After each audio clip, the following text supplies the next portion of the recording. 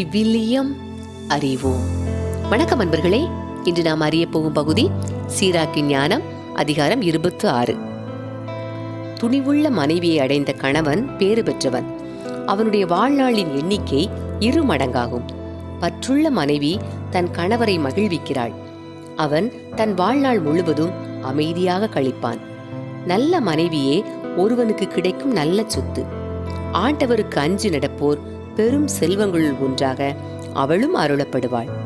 செல்வனாகவோ ஏழையாகவோ இருந்தாலும் அத்தகையவன் உள்ளம் மகிழ்ந்திருக்கும். எக்காலத்திலும் அவனது முகம் மலர்ந்திருக்கும். 3 பற்றி என் உள்ளம் அஞ்சுகிறது.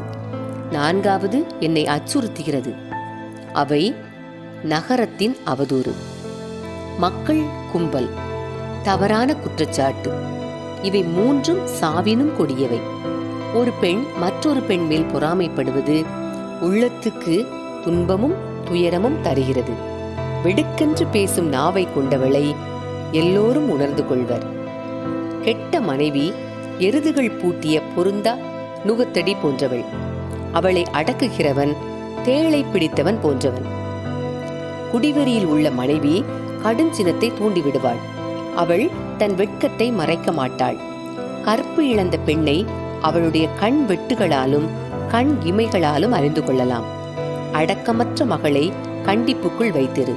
இல்லையேல் அவள் கண்டிப்பு தளர்ந்த நிலையை உணர்ந்து அதை தனக்கென பயன்படுத்திக் கொள்வாள். நாணமற்ற அவளுடைய கண்களை பற்றி எச்சரிக்கையாயிரு. இல்லையேல் அவள் உன்னை இழிவுபடுத்தும் போது வியப்படையாதே. தாகம் கொண்ட வழிப்போக்கனை போன்று அவள் தன் வாயை திறப்பாள். தனக்கு அருகில் இருக்கும் எந்த தண்ணீரையும் பருகுவாள். ஒவ்வொரு கூடாரத்தின் முளைக்குச்சிக்கு முன்னும் அமர்வாள். எல்லா அம்புகளுக்கும் தன் தூணியை திறப்பாள். ஒரு மனைவியிடம் விளங்கும் நன்னயம் அவள் கணவனை மகிழ்விக்கும். அவளிடம் காணப்படும் அறிவாற்றல் அவன் எலும்புகளுக்கு வலுவூட்டும். அமைதியான மனைவி ஆண்டவர் அளித்த கொடை. நற்பயிற்சி பெற்றவளுக்கு ஈடானது ஏதுமில்லை. அடக்கமுள்ள மனைவியின் அழகே அழகு. கற்புள்ளவளுக்கு ஈடு இணை எதுவும் இல்லை. ஒழுங்கமைதி உடைய இல்லத்தில் விளங்கும் நல்ல மனைவியின் அழகு ஆண்டவர் உறையும் உயர்வானில் எழும் கதிரவனை போன்றது. தக்க பருவத்தில் மிளிரும் அவளது அழகிய முகம் தூய விளக்கு தண்டின் மேல் ஒளிரும் விளக்கு போன்றது. உறுதியான அடிகளின் மேல் அமைந்த அவளுடைய அழகான கால்கள் வெள்ளி தளத்தின் மேல் நிற்கும் பொன் தூண்களை போன்றவை. குழந்தாய், உன் இளமை பொலிவை தீங்கின்றி காப்பாற்று. உன் வலிமையை அந்நியரிடம் வீணாக்காதே. சமவெளியெங்கும் வளமான வயலை தேடு. உன் நல்ல வழிமரபில் நம்பிக்கை வைத்து உன் விதையை அங்கே விதை. இவ்வாறு உன் வழிமரபினர் வலிமையுறுவர். நல்ல வழிமரபில் நம்பிக்கை கொண்டவர்களாய் உயர்வு பெறுவர்.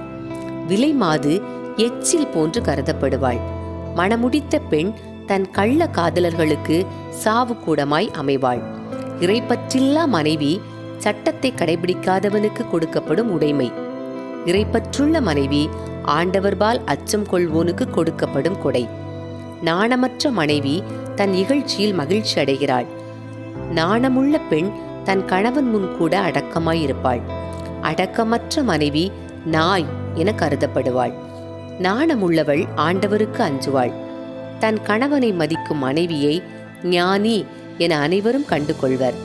தன் கணவனை மதிக்காத செருக்குற்ற மனைவியை இறைப்பற்றில்லாதவள் என அனைவரும் அறிந்து கொள்வர். நல்ல மனைவியை அடைந்த கணவன் பேறு பெற்றவன். அவனுடைய வாழ்நாளின் எண்ணிக்கை 2 மடங்காகும். கூச்சலிட்டு வம்பளக்கும் மனைவி போருக்கு அழைக்கும் எக்காலம் போன்றவள். இத்தகைய மனைவியை அடைந்தவன் போர்க்குழப்பத்தின் நடுவே தன் வாழ்நாளை கழிப்பான். வருத்தும் காட்சிகள். 2 வகையினரை பற்றி என் உள்ளம் வருந்தியது. 3ஆம் வகையினர் என் சீற்றத்தை கிளறினர். அவர்கள் வறுமையில் வாடும் போர் வீரர், இகழப்படும் அறிவாளிகள், நன்னறியை விட்டு பாவத்துக்கு திரும்புவோர். மேற்கூறியோரை வீழ்த்தும்படி ஆண்டவர் வாளை ஏற்பாடு செய்வார். வாணிகம்.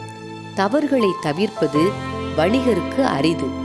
விற்பனையாளருக்கும் பாவங்களை விலக்குவது அரிது.